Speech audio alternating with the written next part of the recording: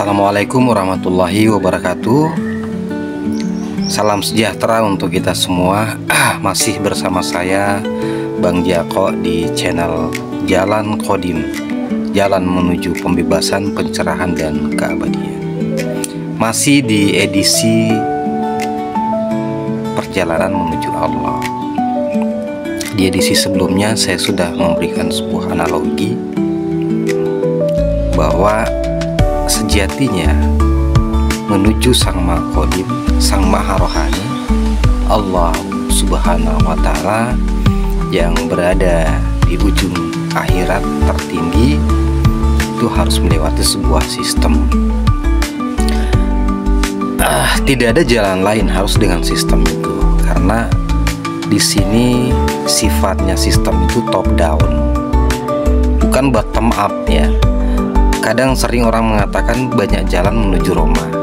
Iya benar, itu pada level dasar piramida ya, karena ini kan sistem piramida ya sebenarnya ya. Kalau di dasar piramida akan banyak jalan menuju Roma, tetapi ketika Anda sampai di puncak, maka tidak ada jalan lain, harus lewat jalan itu. Ketika Anda mau menjadi tujuan Anda adalah Makassar, maka Anda harus beli tiket yang menuju ke Makassar ya, dan di situ akan ada sebuah sistem di bandara yang mengatur Anda, dan Anda harus ikut. Itu yang disebut dengan sami'na wa ta'na, ikut pada sebuah sistem ya. Jadi Islam sebenarnya secara harfiah itu dia katakan sebagai penyerahan diri, berserah diri gitu, pasrah ya, menyerahkan totalitas diri kita. Itu sebenarnya sama artinya dengan siap untuk diatur, siap untuk dipimpin, siap untuk mengikuti sistem ya. Nah, kalau tidak siap untuk dipimpin, tidak siap untuk diatur, ya berarti ya jangan dulu lah ya, jangan dulu mau ikut atau berangkat menuju ke tujuan kita ya. Harus bersedia, harus ikut sistem, ada sistem. Itulah yang disebut dengan metodologi ya, ada metodologinya. Nah,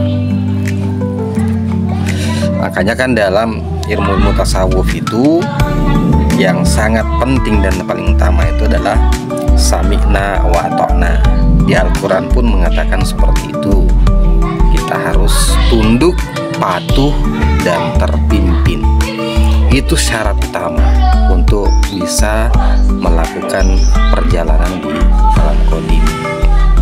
Saya juga ada pernah menyinggung ya di edisi-edisi sebelumnya tentang keterpimpinan ini ya, sami'na wa ta'na ini.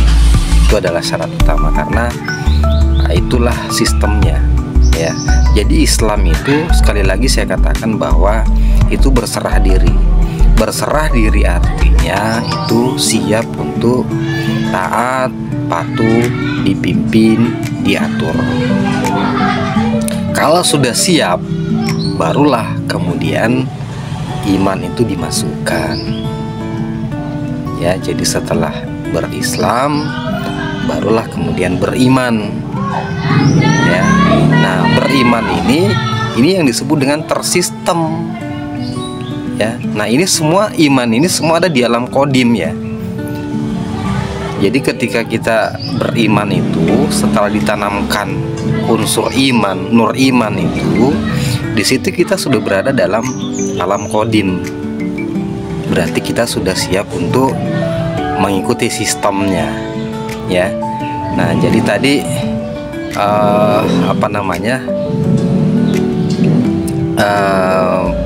berislam itu kan masih dalam tataran syariatnya ya. Jadi kita menyerahkan diri. Ini saya menyerahkan diri. Setelah itu ditanamkan nur iman. Setelah ditanamkan nur iman ya, artinya ruhani diaktifasi ya. Aktivasi ruhani kita diaktifasi. Disitulah sebenarnya kita udah melewati portal, kita melewati pintu gerbang ya.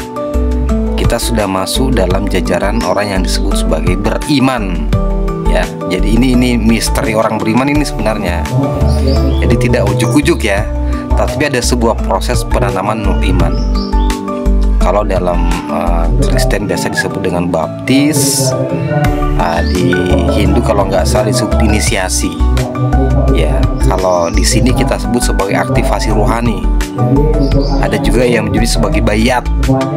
Itu adalah gerbang sebenarnya, portal untuk menembus alam kodim, untuk masuk di situ.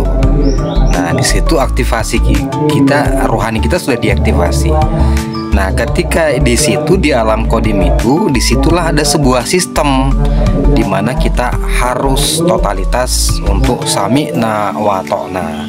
Ya, di analogi saya yang pertama tadi, ya, bahwa di situ kita nggak tahu apa-apa, hanya ngikut sistem, tiba-tiba kita udah nyampe. Logikanya seperti itu. Bahkan kita pun tidak merasa bahwa kita udah nyampe, ya, karena di situ tidak pembacaan kita itu seolah-olah semua sama saja, biasa-biasa saja gitu ya. Tetapi karena ya kita mengikut sistem aja, akhirnya seperti itu ya. Jadi memang ya tampaknya biasa-biasa saja, tapi sebenarnya itu sudah berada pada sebuah dimensi lain gitu ya. Ibaratnya kalau kita di pesawat, di dalam pesawat itu kan kayaknya biasa-biasa aja ya, biasa-biasa ya. Padahal kalau kita buka jendela itu kan luar biasa itu ya. Nah, kita naik di sebuah dimensi ya, ketinggian gitu kan. Nah, tetapi suasana di dalam pesawat itu biasa-biasa saja. Seperti itu sebenarnya gambarannya. Tapi orang melihat, wah, kita sangat tinggi gitu ya. Nah, karena memang ya kita masuk dalam sebuah sistem tadi. Jadi ya di sistem itulah, sistem ini sifatnya top down, itu yang kita harus ikuti. Kalau kita membangkang misalnya dengan sistem itu, ya udah, saya mau melompat dari pesawat atau nggak mau di scanning pada saat melewati pintu gerbang, nah, ya kita nggak bakalan bisa lolos, nggak bisa masuk, kita akan terlempar ya. Jadi itu maksudnya bahwa setelah tahapan Islam tadi, berserah diri, menyerahkan diri untuk diatur, kita masuk dalam tahapan iman, beriman ya. Nah, beriman ini disinilah kita kemudian mengikuti sistem di situ, metodologi gitu, sami'na wa ta'na, tunduk, patuh, dan terpimpin gitu ya. Nah, seperti itu dulu ya, biar tidak melebar kemana-mana ya, biar uraian kita, kajian kita jadi rumit juga ya. Jadi saya ulangi bahwa setelah kita berislam ini bukan Islam sebagai agama formal ya, bukan ya. Karena ingat pada zaman Nabi Ibrahim pun disebut ada Islam juga disebut ya. Di zamannya siapa? Nabi Zakaria ya. Di Al-Quran itu kan disebut juga itu Islam. Jadi sebenarnya maknanya adalah kita menyerahkan diri, kita berserah diri itu untuk diatur ya. Nah, itu baru Islam gitu. Jadi di sini Islam yang saya maksud bukan sebagai agama ya, bukan. Tapi itu adalah sebuah situasi atau kondisi kejiwaan kita gitu ya. Bukan sebagai Islam sebagai agama formal, bukan.